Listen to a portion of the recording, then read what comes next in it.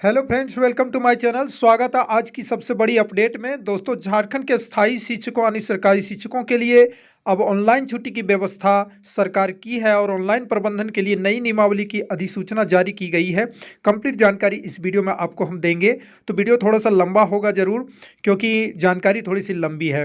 तो वीडियो को फटाफट अभी लाइक कीजिए। दोस्तों, हमारे चैनल पर नए हैं तो सब्सक्राइब कर दीजिए प्लीज़। ये नीचे लाल बटन होगा सब्सक्राइब करें और बढ़ते हैं चलिए खबर की ओर। तो आप यहाँ पर देख सकते हैं झारखंड सरकार स्कूली शिक्षा एवं साक्षरता विभाग। देखिए यहाँ पे लिखा हुआ है स्कूली शिक्षा एवं साक्षरता विभाग झारखंड रांची द्वारा विभाग के सभी अस्थायी सरकारी सेवकों हेतु मानव संपदा पोर्टल पर ऑनलाइन छुट्टी प्रबंधन मॉड्यूल को अपनाने की दिशा में कार्य किया जा रहा है। उक्त ऑनलाइन छुट्टी प्रबंधन मॉड्यूल के सुचारू रूप से कार्यान्वयन सुनिश्चित करने के लिए आवश्यक है कि ऑनलाइन छुट्टी प्रबंधन मॉड्यूल विभागीय कार्यालय मुख्यालय के साथ साथ क्षेत्रीय कार्यालयों के कर्मचारियों पर भी लागू विभिन्न छुट्टी नियमों एवं सेवा शर्तों का पालन करता हो। ठीक है, चलिए हम एक कंप्लीट रूप से आपको जानकारी दे रहे हैं।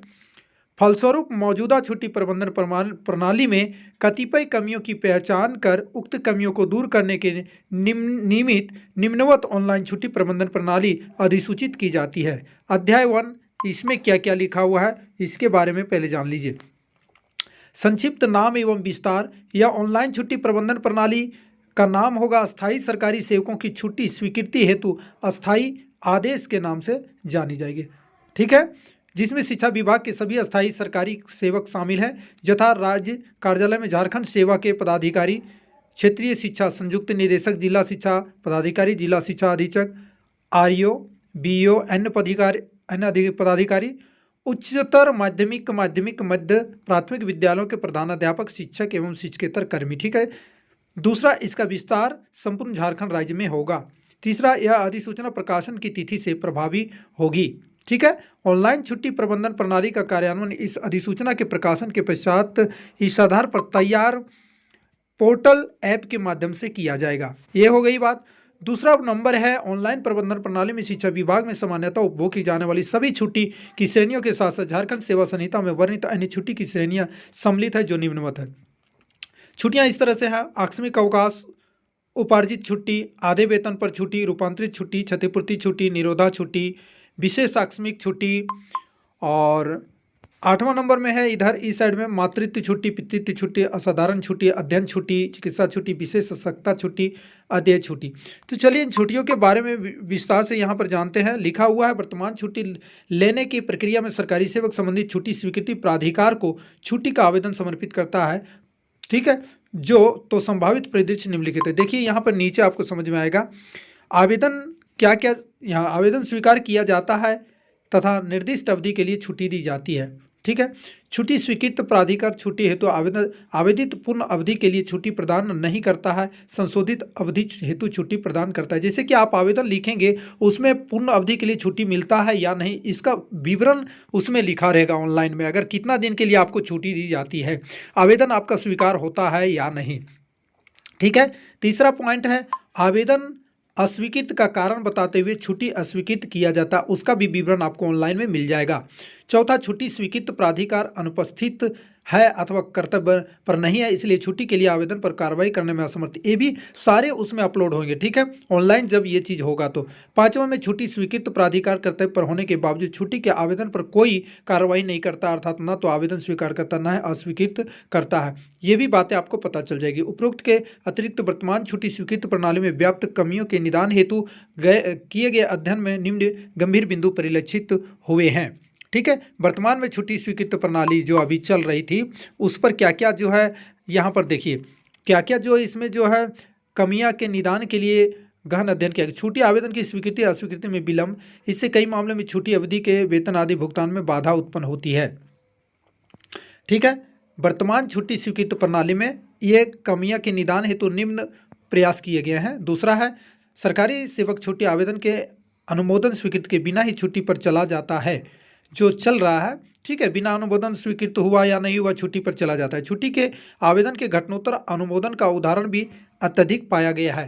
ठीक है, छुट्टी के आवेदन के घटनोत्तर अनुमोदन का। ठीक है, तीसरा, आवेदित उपार्जित छुट्टी की कुल संख्या की गणना में आने वाली समस्याएं, सरकारी सेवक के सेवानिवृत्ति के बाद संचित उपार्जित अवकाश के निदान, नकदीकरण की सही गणना में समस्याएं उत्पन्न करती है। यानी लास्ट में जो आपका जो छुट्टी बचा उसका कुछ पैसा भी सरकार देती है ईएल वगैरह का, तो उसमें ये सारे जो कैलकुलेशन में सुविधा होगी, इसलिए इस नियम को लाया जा रहा है, इसका अधिसूचना जारी कर दिया गया है।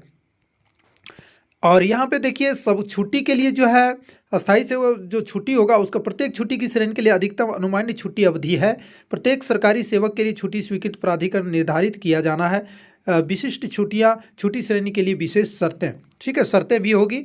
छुट्टी आवेदन स्वीकृत अस्वीकृत करने की समय सीमा, देखिए यहाँ पर इसमें सब चीज़ वर्णित रहेगा, नीचे पूरे डिटेल से दिया हुआ है कि छुट्टी आपको कितना दिन लंबा मिल सकता है, शर्त क्या होगा। आकस्मिक छुट्टी में कोई शर्त नहीं, उपार्जित छुट्टी में कोई शर्त नहीं, आधे वेतन पर छुट्टी में कोई, रूपांतरित छुट्टी में मात्र चिकित्सीय मामलों में छुट्टी मिलेगी। क्षतिपूर्ति छुट्टी में छुट्टी अर्जन के 1 वर्ष के अंदर आवेदन। ठीक है, निराधा छुट्टी में कोई शर्त नहीं है। विशेष अवकाश आकस्मिक छुट्टी में मात्र महिला कर्मियों के लिए है। पितृत्व छुट्टी मात्र 2 बच्चों हेतु, ठीक है, पिता को छुट्टी मिलेगा बच्चे के जन्म के 15 दिन पूर्व से लेकर जन्म के 6 माह तक, जीवन में 1 बार। ठीक है, 2 बच्चों के लिए मातृत्व छुट्टी मात्र 2 बच्चों के लिए, इसमें भी वही है, जन्म से 6 माह पूर्व से लेकर 6 माह बाद तक, यानी 1 साल तक का। ठीक है, ये मातृत्व छुट्टी है। उसके बाद छुट्टी की श्रेणी में जैसे असाधारण छुट्टी, असाधारण परिस्थितियों में जब कोई और छुट्टी उपलब्ध ना हो। अध्ययन छुट्टी, भारत सरकार द्वारा प्रमाणित कोर्स जो सरकारी सेवक के कार्य से संबंधित हो। चिकित्सा छुट्टी, बीमारी चोट की स्थिति में जो सरकारी सेवक के आधिकारिक कर्तव्य के दौरान घटित हो। ठीक है, चौथा, विशेष आवश्यकता छुट्टी, विकलांगता जो सरकारी सेवक के आधिकारिक कर्तव्य के दौरान हुई चोट, आघात, दुर्घटना से हुई हो। और अदेय छुट्टी, जब कोई छुट्टी उपलब्ध नहीं हो, छुट्टी लेखा से कटौती की जाती है तब, ठीक है ना। तो इस प्रकार से अब छुट्टी जो है अनुमान्य कितना अवधि तक मिलेगा उसको देखना। आकस्मिक छुट्टी के लिए एक आवेदन में अधिकतम 12 दिन, शनिवार रविवार सरकारी छुट्टी को मिलाकर किसी एक समय में अधिकतम कुल 12 दिन तक, यानी अगर रविवार बीच में पड़ जाता है वो भी उसमें जोड़ा जाएगा। ठीक है, ये बात समझ में आ गई। और एक चीज़ और देख लीजिए यहाँ पे, एक कैलेंडर वर्ष में कुल 14 दिन, यानी राज्य कार्यालय हेतु एक कैलेंडर वर्ष में कुल 16 दिन, क्षेत्रीय कार्यालय में शिक्षक शिक्षकेतर कर्मियों हेतु, ठीक है, राज्य कार्यालय हेतु 14 दिन और शिक्षकेतर कर्मचारियों के 16 दिन, यानी जो अभी चल रहा है वही छुट्टी है। उपार्जित छुट्टी के लिए जो है देखिए, कर्तव्य पर बिताई अवधि 1/11 राज्य कार्यालय क्षेत्रीय कार्यालय के। उसके बाद में आपको आते हैं सरकारी सेवक हेतु। देखिए, सरकारी सेवक हेतु 14 दिन, एक आवेदन में अधिकतम 180 दिन, कुल सेवा अवधि में अधिकतम 300 दिन संचयन हेतु। उसके बाद में आते हैं आधे वेतन पर छुट्टी, कैलेंडर वर्ष में 20 दिन, अगर आप छुट्टी लेना चाहते हैं तो वेतन आधा मिलेगा, 20 दिन का छुट्टी मिलेगा। रूपांतरित छुट्टी सेवा काल में कुल 180 दिन, क्षतिपूर्ति छुट्टी 12 दिन अधिकतम, ठीक है। निरोधा छुट्टी 21 दिन का मिलेगा एक कैलेंडर वर्ष में। विशेष आकस्मिक छुट्टी 2 दिन, कुल 2 दिन एक माह में, मात्र महिला सरकारी हेतु। पितृत्व छुट्टी एक आवेदन में मात्र 15 दिन, मात्र 2 बच्चों हेतु। 9 माह मातृत्व छुट्टी एक आवेदन में 180 दिन, मात्र 2 बच्चों के लिए। यहाँ पर मातृत्व छुट्टी 180 दिन मिलेंगे 2 बच्चों के लिए, ठीक है।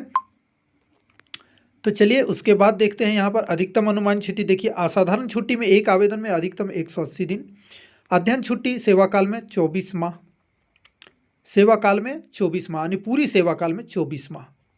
चिकित्सा छुट्टी जो है एक आवेदन में अधिकतम 180 दिन, सेवा काल में कुल 360 दिन। विशेष आवश्यकता के लिए एक आवेदन में 3 माह, सेवा काल में कुल 6 माह, सेवा काल में कुल 28 माह यदि चिकित्सीय विभागों कारणों से अवकाश लिया गया हो। अदेय छुट्टी सेवा काल में कुल 24 माह, कुल 24 माह। तो इस प्रकार से छुट्टी स्वीकृत की जाएगी। अब यहाँ छुट्टी आवेदक कहाँ देंगे? माध्यमिक शिक्षा निदेशालय अंतर्गत राज्य शिक्षा के अस्थायी सरकारी सेवकों के लिए छुट्टी स्वीकृत करने हेतु छुट्टी स्वीकृत प्राधिकार इन शर्तों को निम्नवत निर्धारित। छुट्टी आवेदक देखिए, ये है क्षेत्रीय शिक्षा संयुक्त निदेशक, छुट्टी स्वीकृत इनका निदेशक माध्यमिक शिक्षा, ठीक है। शर्त होगा सभी श्रेणियों की छुट्टी, ठीक है। उपनिदेशक माध्यमिक के लिए निदेशक माध्यमिक शिक्षा, वहाँ से इनको छुट्टी लेना पड़ेगा ऑनलाइन में। ऑनलाइन तो बहुत बढ़िया सुविधा रहेगा।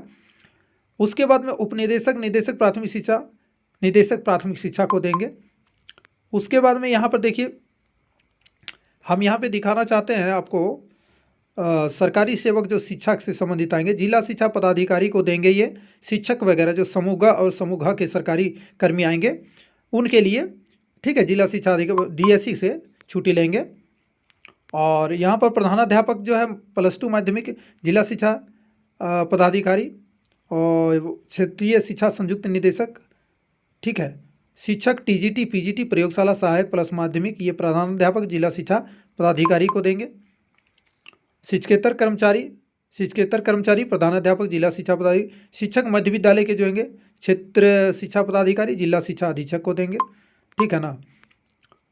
उसके बाद में आ गए हैं प्राथमिक। देखिए, शिक्षक जो प्राथमिक विद्यालय के हैं क्षेत्र शिक्षा पदाधिकारी जिला शिक्षा अधीक्षक, और प्रभारी प्रधानाध्यापक प्राथमिक विद्यालय के प्रखंड शिक्षा प्रसार पदाधिकारी जिला शिक्षा प्रभारी प्रधानाध्यापक या फिर प्रधानाध्यापक प्राथमिक विद्यालय के, ठीक है। तो ये यहाँ पर छुट्टी जिला शिक्षा अधीक्षक से लेंगे, प्रखंड शिक्षा प्रसार पदाधिकारी से लेंगे। 60 दिन से अधिक अवधि हेतु अन्य छुट्टी श्रेणी के लिए, ठीक है, मतलब 60 दिन से अन्य छुट्टी, 60 दिन की जो छुट्टी मिलती है उसको छोड़ करके। तो इस प्रकार से ये पूरा लंबा अधिसूचना जारी किया गया है। तो वीडियो लाइक करें, यदि पसंद आया होगा तो शेयर करें, हमारे चैनल पर नए हो तो सब्सक्राइब करें। जय हिंद, वंदे मातरम।